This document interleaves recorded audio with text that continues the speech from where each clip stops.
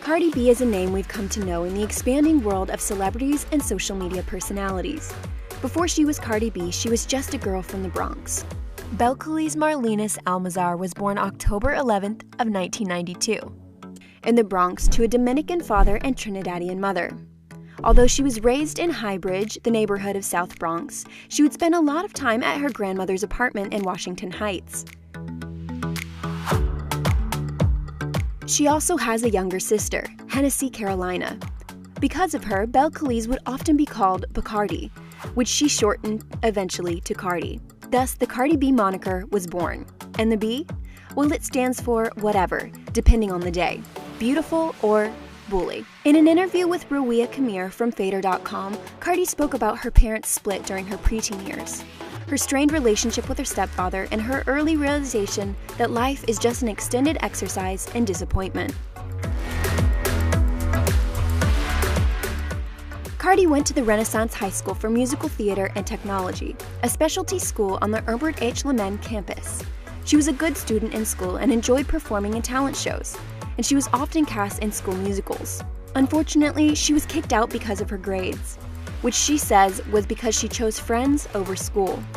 When she was 16 years old, she was part of the Bloods, also known as the United Blood Nation, or East Coast Bloods, with their main source of income coming from the trafficking and selling of drugs.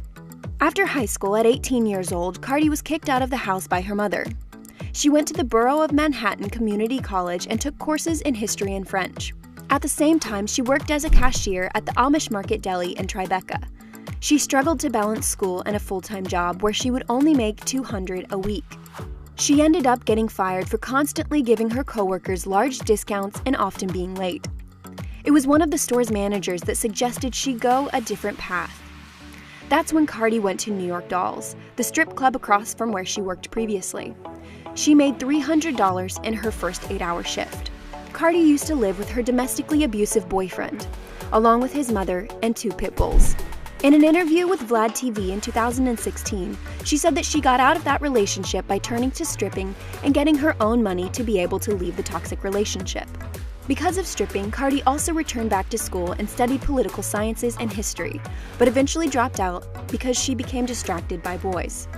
Cardi worked 6 days a week, Tuesday to Sunday from 8 p.m. to 4 a.m. for 2 months straight, at only 19 years old. After working at New York Dolls, located between Tribeca and the Financial District in Lower Manhattan, Cardi went to work at a more profitable strip club such as Lace 2, and another club, which Cardi described as urban, where she realized that speaking in Spanish was the way that she could break the boundaries tied to colorism. She does mention that a downside of working as a stripper was that she became insecure with her body, thinking she wasn't making as much money as she could if she had a larger chest and a larger butt. She ended up getting her chest augmented in the Dominican Republic and her butt done on a ladies' table in a basement at 22 years old. But she doesn't actually know what was used, saying, "I could die, who knows?" Although Cardi loved stripping because of all the freedom and independence it gave her for how well it paid, she didn't want to do it forever. She said she would retire from stripping at 25, when she thought she ought to have a kid. She ended up working her last shift as a stripper at 23 years old. Throughout her stripping career, Cardi started garnering more fame, especially through social media. Her Instagram page ranked in thousands of followers. She's gone viral more than once through videos she's posted online, either through Instagram or Vine when it was still an active platform. One of her most viral videos is of her standing in a hallway wearing a bra for a top and a short skirt, and her saying, "It's cold outside, but I'm still looking like a thotty, because a hoe never gets cold." Another viral quote, "People be asking me, what do you does? Are you a model? Are you a comedian or something? Nah, I ain't none of that. I'm a hoe. I'm a stripper hoe. I'm about this shmoney." Cardi was always super honest and upfront about her life as a stripper before her fame, and always spoke candidly about generally taboo topics such as sex, money, and power.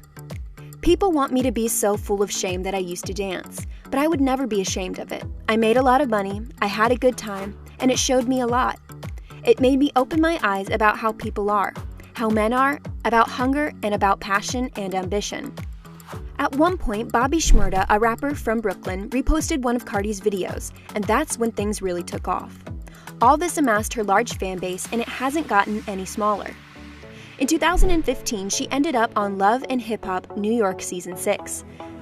The show followed the lives of certain established people involved in hip-hop music industry, such as rappers, producers, DJs, etc., and was splintered off into different subheads, under Love and Hip Hop Atlanta and Hollywood, all of which were aired on VH1, a TV network based in New York City. Cardi found success on the show, where she was originally cast to be a supporting actress. After only a few episodes, it was clear to the producers that she was the real moneymaker, due to her honesty and bluntness, which is great for the reaction room. The more quotables you can deliver straight into the camera, the more likely viewers are to latch onto you, and Cardi B has quotables falling out of her pocket. Although appearing on seasons 6 and 7 of Love and Hip Hop New York was Cardi B's biggest television break, it wasn't her only one. She's also appeared on an episode of Uncommon Sense with Charlamagne's, the Khloe Kardashian Spills the Tea episode of Cocktails with Khloe, and she's also appeared in an episode of Being Mary Jane, and on 2 episodes of Hip Hop Squares. Alongside her TV appearances, Cardi was working towards her music career. In 2015, Cardi showed her music skills while she remixed Shaggy's Boom Boom and sings alongside Popcan, and came out with one of her first singles, Cheap Ass Weave. After that, on March 7th of 2016, she released her first mixtape, titled Gangsta Bitch Music Volume 1, under the record label KSR. Craig Jenkins, a writer for the subdivision of Vice named Noisy, said that the mixtape, which boasts 13 songs, is easily the most enjoyable body of music to come out of Love and Hip Hop. On September 12, 2016, the KSR label released Underestimated the Album, which is a compilation of work from Cardi B, Hood Celebrity, Swift on Demand, Cashflow Harlem, and John X. On January 20th of 2017, Gangsta Bitch Music Volume 2 was released, this time with only 10 songs. When Bodak Yellow came out on June 16th of 2017, Cardi wondered if this was going to be her hit. "It was, and it changed my life forever," said Cardi in an interview with ASMR for W Magazine. "But I was also scared because the song was so big. I didn't know if the next record was going to follow up. I didn't want to be a one-hit wonder." The record hit unbelievable records, reaching double platinum in Australia, quadruple platinum in Canada, gold in France, Italy, New Zealand, and the United Kingdom, and 6 times platinum in the United States. It also made rap history on October 1st of 2017, becoming the first song by a solo female rapper to hit the top spot on Billboard's Hot 100 since 1998 with Lauryn Hill's song, Do Wop That Thing. After that, she was featured on a few hits such as No Limit with G-Eazy, Motorsport with Migos and Nicki Minaj, and Finesse with Bruno Mars. Next, she came out with her Bartier Cardi, featuring 21 Savage, which wasn't as successful as her first hit but still went platinum twice, each in Canada and the United States. These 2 songs were singles on her Invasion of Privacy album, which was released on April 5th of 2018. Since its release in April, the album has gone double platinum in the United States, platinum in Britain and Canada, and platinum in New Zealand. Other hit songs the rapper has been featured on include La Modella from Ozuna, Girls by Rita Ora, and also featuring Bebe Rexha and Charlie XCX, Dinero by Jennifer Lopez, Girls Like You by Maroon 5, and Taki Taki by DJ Snake, also featuring Ozuna and Selena Gomez. In February of 2017, Cardi B and Offset, 1/3 of Migos, started dating. Only 8 months later, in October of the same year, Offset publicly proposed to Cardi at a concert in Philadelphia. It was later revealed that through Cardi herself on Twitter, the two were actually married 1 month before that. Just him, her, and a cousin, not wearing a dress, any makeup, or a ring. The couple then tried to disregard rumors that Cardi was pregnant, but then revealed the truth as she walked on stage on Saturday Night Live with a bump on display. After the pregnancy was confirmed, Cardi canceled the rest of her spring and summer tour dates. Culture Kiari Cephas was born on July 10th of 2018. Cardi ended up pulling out of her feature in Bruno Mars' fall tour because she said that she had underestimated the whole mommy thing. If Cardi B can teach us anything, it's not to give up on your dreams and to work hard for what you want. She was just a Bronx girl who became a stripper and used her social media following to gain momentum to achieve fame.